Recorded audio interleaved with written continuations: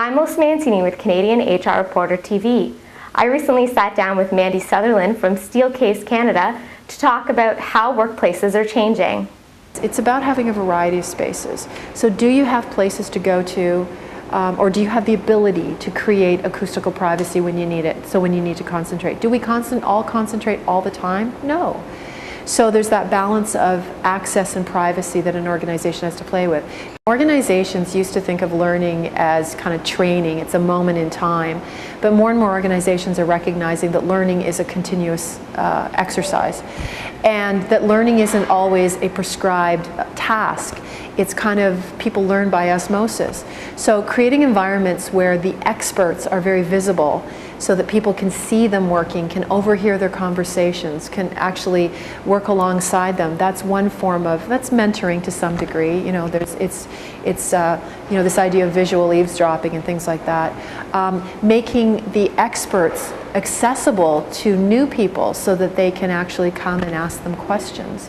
Making work visible, so projects or work that's being done, putting it up on the walls, putting it up on screens so that people can see the work that's being done. It kind of prevents this recreating of the wheel. Another piece is this whole idea of decision making. If you can help make decision making more visible, people will learn how decisions are made in a particular organization, and thereby will be able to make decisions themselves because they understand the criteria. So there's so many different ways to learn. It can be, you know, walking past a meeting that's in progress and you overhear things. It can be whiteboards in a meeting room that as you're walking down the aisle you see things that are written on the whiteboards and you could say, oh, wow, I didn't know about that, or oh, you know what, I did something like that in my former life, you know, and to be able to add to it. So learning, creating an environment where learning is happening all around you, making it visible, making people accessible and visible, making projects, making key learnings, milestones, all of those things are part of the learning process.